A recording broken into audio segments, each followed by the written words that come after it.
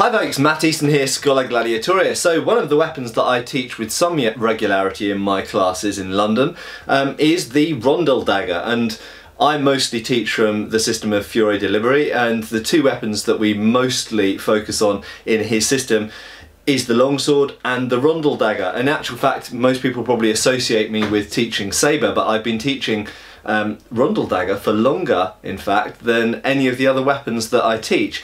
When I first started working with Fiore as a source, the dagger section was the first section, after the wrestling at least, that we got translated. And just to put it in context, there's the word, in Fiore, actually the dagger section is pretty much the same size, about the same size, perhaps even slightly larger than as the longsword section. So the two biggest sections of Fiore's treatise are the unarmoured longsword and the unarmoured dagger. And the rondel dagger is an incredibly important weapon in the medieval period for a whole bunch of reasons, which I'll talk about, I'm sure, in another video, and I have spoken about in previous videos as well. But essentially, what is the rondel dagger? Well, it's one of these that I'm holding. Can be held either way, up, point down, as you prefer. And essentially, the rondel, or roundel, as some people call it, is this disc guard. Some of them do have a disc at the back end as well. However, in Fiore, they tend not to. They tend to have a small pommel like this reconstruction that I've got here. And the characteristic thing of them is they are essentially a dedicated spike, a dedicated thruster stabber. The very thick blade, pretty much rubbish for slashing, although they do have a sharp edge. Usually, sometimes they're double-edged, but usually they're single-edged, sometimes with a false edge at the tip. This one is just single-edged and triangular section.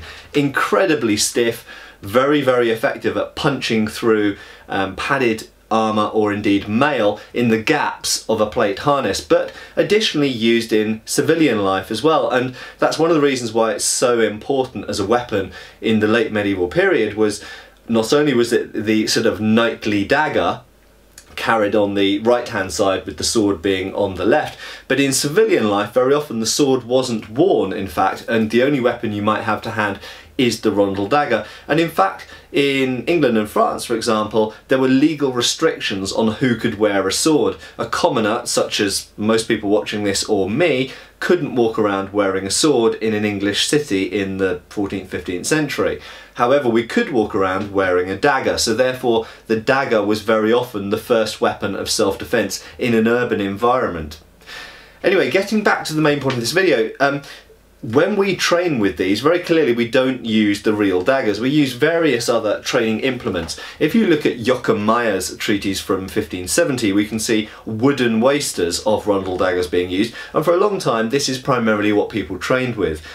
In my club we found that wooden simulators were good for practicing technique, but were quite brutal on people's hands and wrists. Now, on one hand you could say this is a good thing, because if people are training with a slightly more brutal and harder practice weapon, then it makes them a little bit more cautious. Yes, that's true, but at the same time, for my beginner classes at least, I wanted something a little bit more user-friendly. So very simply what we used was, and I got the idea from Pete Kautz, I believe, many years ago, probably about 15 years ago now, and that's to simply take a magazine.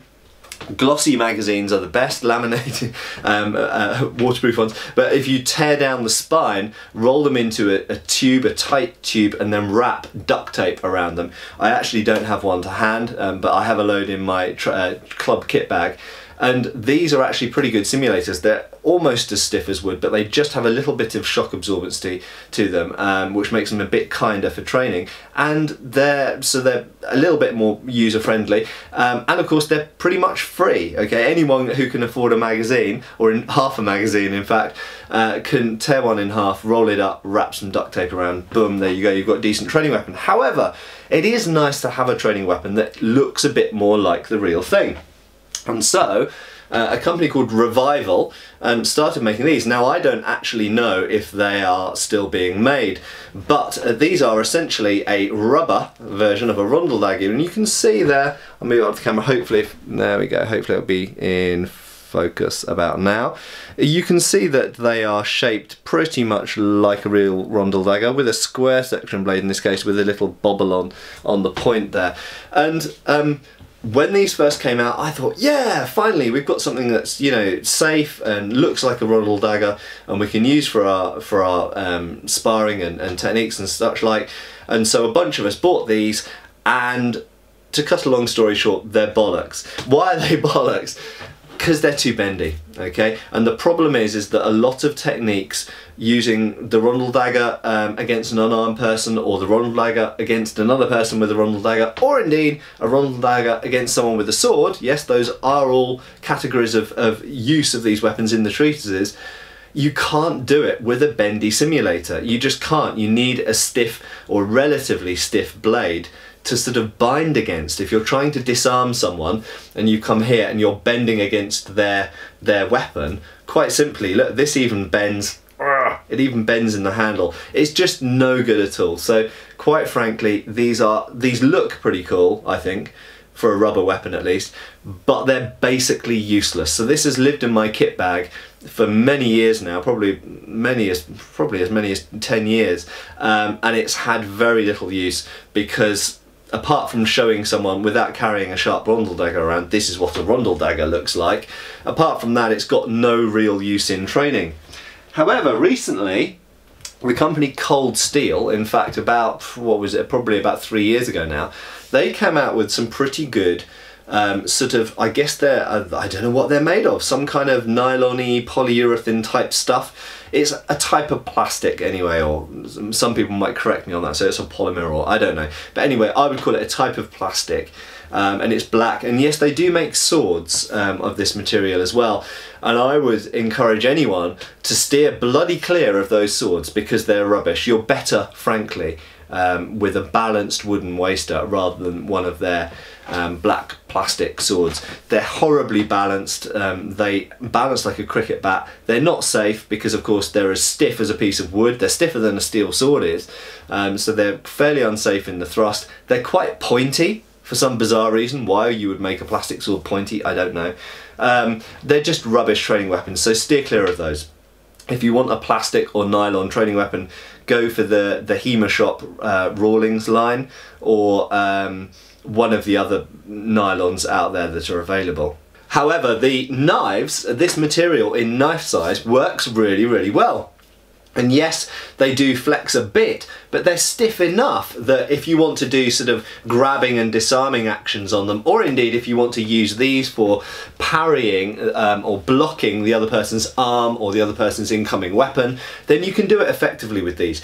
And these Bowie knives have proven really popular in my club. We do a little bit of Bowie knife classes, and we do a bit of Bowie knife sparring, and these have been excellent. And recently, relatively recently, at least they only recently arrived in the UK, Cold Steel have brought out a Rondel dagger, and I have to say it's pretty damn good. Now, on first sight, my objection or caution, reluctance, skepticism to it was essentially that the rondels, in this case there's a rondel at the pommel end and at the guard end, are a bit spiky, and I don't really understand why. I mean, apart from the fact that it kind of looks pretty, if you're training against people who are training in t-shirts with nothing on their arms, that's fairly offensive. It's not very nice.